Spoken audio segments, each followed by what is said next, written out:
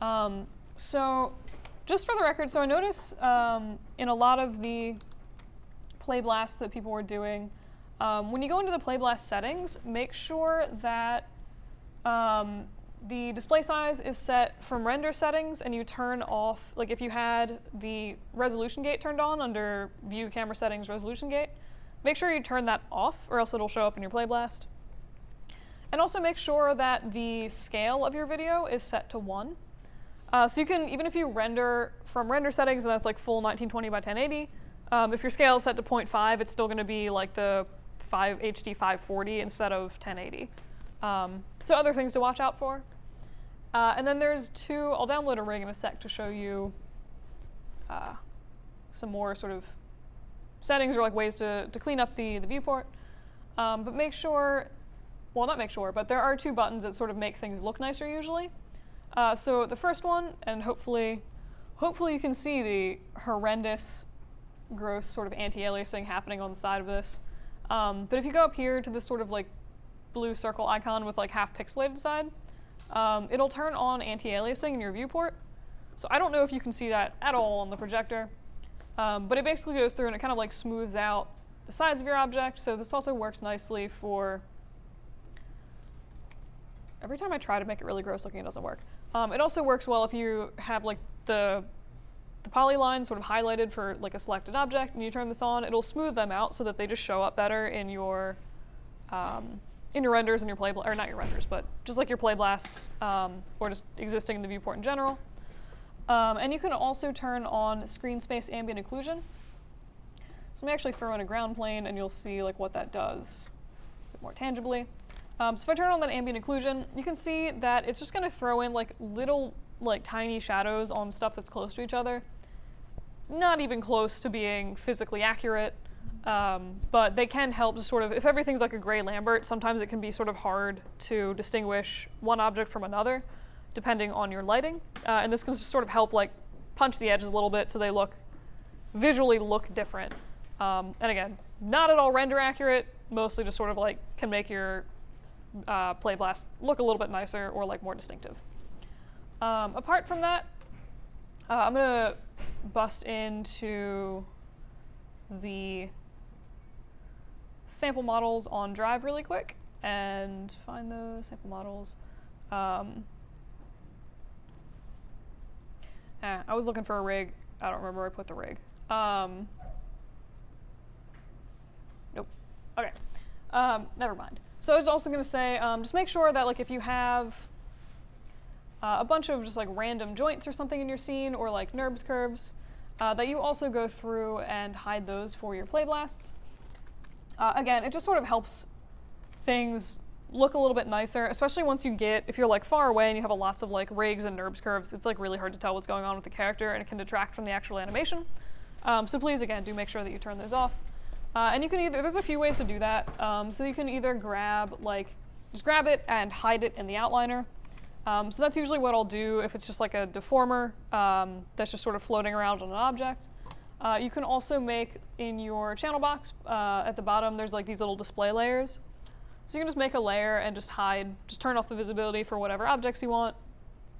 Throw, whatever just sort of joints or other things that you want into a layer, just like hide them really quickly.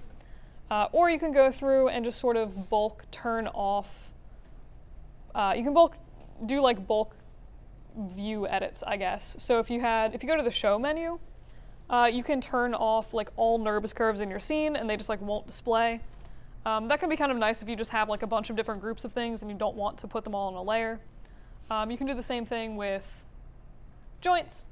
So it'll just turn off like any rigs you have showing, it'll just turn them off automatically. And it's also a good idea to go through and turn off like your lights and your cameras, because a lot of times like there'll just be random lights floating around in the scene. So yeah, just make sure that you hide all that stuff. Like all I really want to see in the Playblast is the actual geometry itself. I don't really care about like the ground plane grid or like the little persp label, because there's a way to get rid of it, I just don't know what it is. But like most of the stuff that we should be looking at is, again, like just your scene. It's like I wouldn't want to see this camera here, so I'll just do like show, cameras, turn it off. That's my weird bit on cleaning up your Playblast so they look a little bit nicer. Any questions on that before we go into the assignment? All right, cool. So the assignment this week is pretty much keep working on your final, and this week is focusing more on the lighting and texturing side of things. So every week you're still going to be sort of hopefully working on your animations and doing some more refining on them. So a Playblast will be due every week of your updated stuff. There's also just like other, again, sort of like work on your lighting and texturing as well. So the goal for this week is, again, continue refining animation and adding your models, and also work on lighting and texturing. The goal being to block in all major lights in your scene. So get like your base lighting done that's gonna kind of illuminate everything, and get sort of different options, I guess, of like how you want to do texturing. So get some kind of like rough diffuse texture for all of your characters and environment pieces, or you can fully texture your main character with like specular maps, you know, metalness, diffuse, whatever, and then also give just like some diffuse maps to another sort of like rough quarter of the objects in your scene. Generic suggestion to earn more points, like the more work you do, the more points you're gonna get, hooray. Are there any questions on sort of what the expectations are for the lighting and texturing part? All right. So points breakdown for this is going to be, does the lighting you've started to create show some kind of interesting, you know, mood for whatever you're working on, whether that's, you know, dramatic, comical, etc. And then also looking at the quality and completeness of textures, which is the bulk of the assignment. And again, for lighting, my general sort of thing is, as a rule, it should at least illuminate your scene. Ideally, it would provide some kind of interesting aesthetic or like help the mood of your piece. And in worst case scenario, you can't see what's going on because of the lighting. So at a minimum, again, I want to be able to see what's happening. What to submit? Again, please do an updated Playblast showing your animation's progress. I'm not asking for a clip of your original video. If you want to like throw that in the corner, you're still welcome to. I would like audio. And also do a zip with one render of one render of your scene every 50th frame of your animation. So that should be a minimum of about 12 images if you're doing like a 30-second clip at 24 frames a second. And that should just be, again, just like a zip file.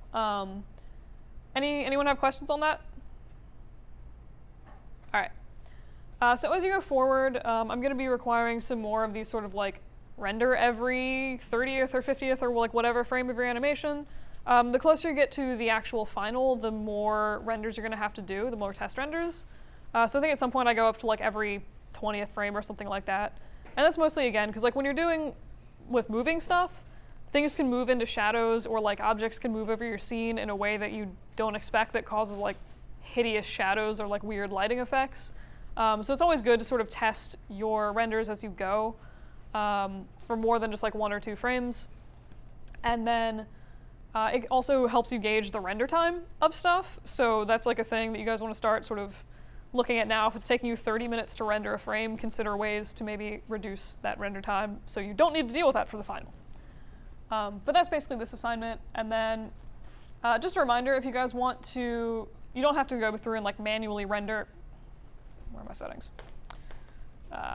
You don't need to go through and like manually render every 50th frame. My God. Being a crazy button clicky person. So if you, I can't work with this like that. Where am I going? So just set this, again, name extension to be anything but single frame. If you set the by frame, in this case to 50, it'll go through and automatically render every 50th frame for you. So you can just use that for all of your animations as you go forward. That's pretty much the assignment for this week. Any questions on that? All right, cool. You guys also, obviously class would be on Thanksgiving Day, so you guys don't have classes Thanksgiving week. So the week before that, we'll probably do like a little bit of an open lab. I can help you guys troubleshoot any like remaining rigging issues or like whatever other weird stuff that you want to go over before that break. Because after break, you have 1 week of class, and then it's finals. And then, like I mentioned a few times previously, next week I'm going to be going over some stuff with like end cloth and like rigid objects and some other just sort of like weird stuff. I'll do dynamic curves because a few people have asked about that. If there's anything else that would be helpful to you guys that you want to go over, please let me know and I'll try to like work that into a lecture, or potentially could like make a tutorial or something like that for that. Cool. Any final questions, etc. with that before I'll do like a short break after this? All right, in that case, 5-minute break. Come back in 5 minutes or something.